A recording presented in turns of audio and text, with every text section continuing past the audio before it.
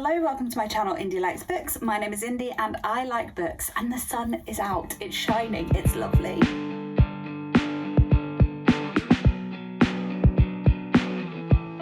Today we're going to go through my February reading wrap-up. Now in February I finished 7 books. That totaled 1,734 pages. I listened to 39 hours and 46 minutes, which is the most audiobook I have listened to ever in a month.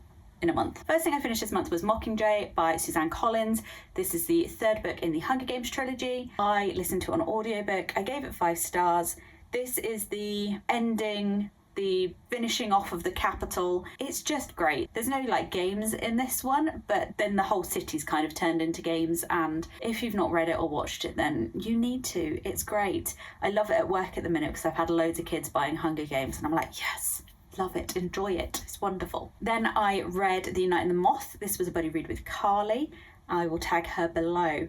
I did enjoy this. I did give it 4 stars, but I think it's a lot more flawed than people are willing to accept. The world building is not there, really. It's a very insular world. A lot isn't explained and doesn't really make sense, and that includes the romance, which I did not think made sense. I know it's enemies to lovers, but there should be something that sparks that enemies to becoming lovers sort of thing. That didn't happen. They just kind of went to, I hate him, to, I want to snog him.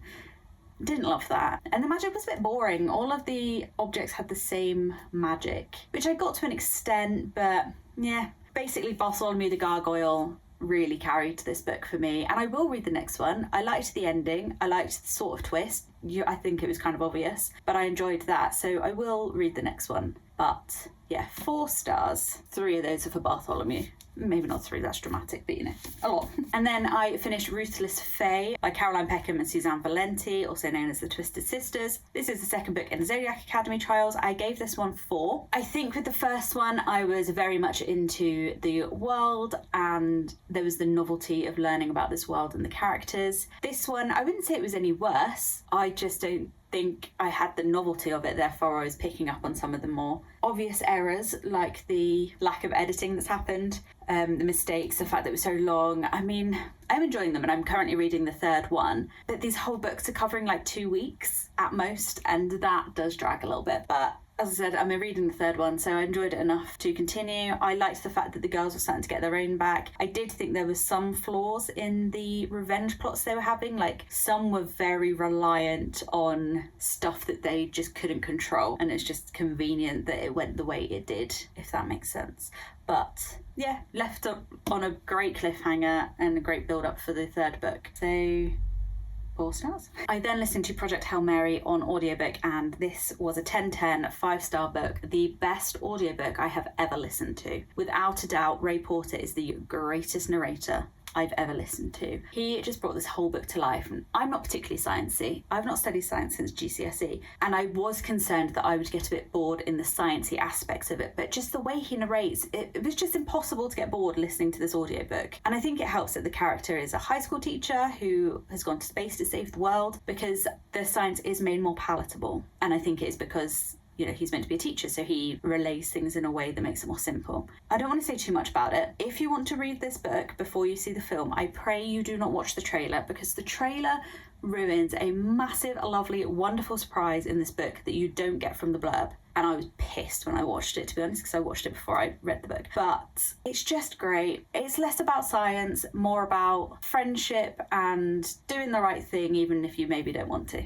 And yeah, 5 stars. Love, love, love. Then I finished Project Hail Mary, and I have to tell you something. Me and Brandon Sanderson, we're splitting up. I just can't get on board with these books. It's weird. The first 2 I think I gave Mistborn 4 stars, and I gave Well of Ascension 4.5 stars. This is getting 3.5 stars. In every book I've struggled to get into it. It's taken at least half the book before I find it interesting. I'm not saying I was bored in the first half, but I just wasn't enthralled. I enjoy the magic system and I enjoy the plot, but there's just something in his writing that does not gel with me. And I'll be honest, I went onto Goodreads and I was reading reviews, lower rated reviews, and they basically, it's just so repetitive.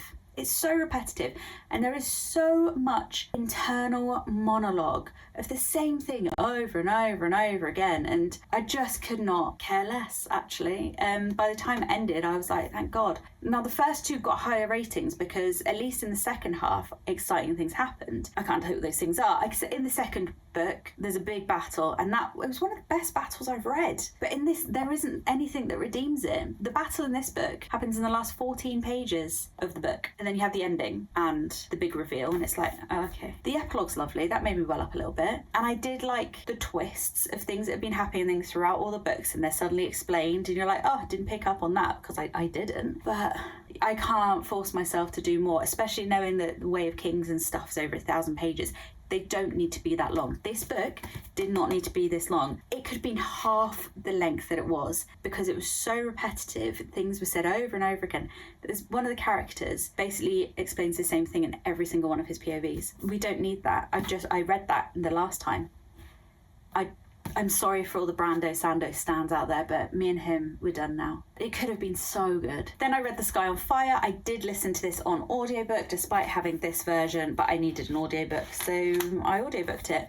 This was an interesting book. It's by Jen Lyons. I've not read from her before. I enjoyed it. I gave it 3.5 stars. I enjoyed it, but it was very bitty, and I struggled to follow along. Maybe I wouldn't have struggled so much if I'd all read it, but it jumps from plot point to plot point. Like, 1 minute you're at a child's birthday party or a teenager's birthday party, then you're in the deep with Anna Rod, and then suddenly something happens and you're somewhere else, and then suddenly she's somewhere else, and it didn't flow. And I think the issue was this should have been a duology, at least, maybe even a trilogy, and then those smaller plot points could have turned into full books or half books. Obviously not a birthday party, but there's other things that happen. Like, she ends up on a ship, like a flying ship, and that was like a chapter. That would have been awesome as like a whole book or half a book, and it wouldn't have felt so bitty. Like, it could have been more in depth. But bittiness aside, when they finally got into like the main plot point, which is the heist, that was good. I enjoyed that. I like the dragons. I like the world. I like the way that it's built up. So the dragons rule the world and the people are there to serve the dragons. Like, it was interesting. Okay, the sun's now gone, and it turns out my camera decided to stop recording. But what I was saying was Sky on Fire. I do recommend. It was enjoyable, but it was bitty, basically, and it's a shame it wasn't more books. And then finally, I read You Weren't Meant to Be Human by Andrew Joseph White. Now, if you watched my February TBR game, I wasn't sure if I was going to like this.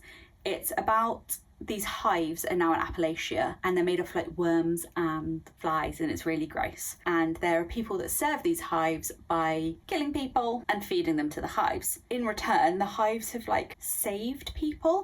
I didn't really understand how they were saving people, but basically our main character is a trans guy. He's autistic and he's mute. In his mind, he was only able to transition and become the mute he wanted to be because the hive did something to make that possible. And I don't know if I just missed that because I was listening to the audiobook, or if it's not really explained. But anyway, so he works for this hive. He's in a relationship sort of with this guy called Levi, who's an ex-military guy, very domineering, and I had read that there is questionable consent in the sex between the two of them, and there is some really weird sex shit that goes on in this, actually, and I didn't enjoy it. I don't read dark romance or anything like that because I don't enjoy that kind of thing. In this one, I think that it starts off with one, so I was a bit like, oh, I don't know if I'm gonna like this, but there's only like maybe 2 other sex scenes in here, and if I just forget that they happened, like, the rest of the book was interesting enough for me to want to keep listening to it. And it's only short, it's not a very long book. I think the audiobook was like 9 hours. So I'm not going to say I enjoyed this book because I'm not sure it's the kind of book you read to enjoy. It's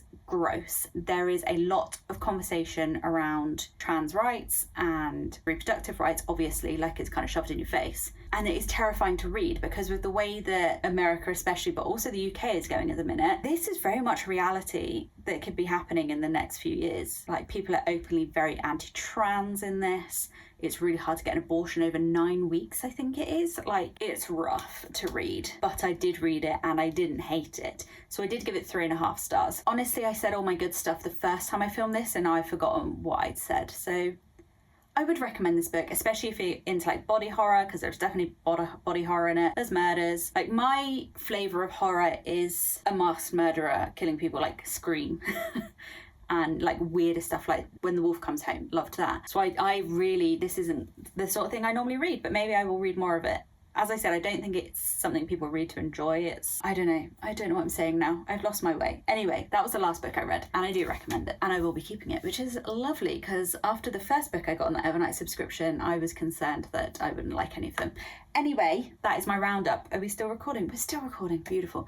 That is my roundup. Let me know if you've read any of the books, if you enjoyed them or enjoyed them. And if you liked this video, please drop me a like. And if you fancy it, even maybe subscribe. Yeah? And I will see you again next time. Bye.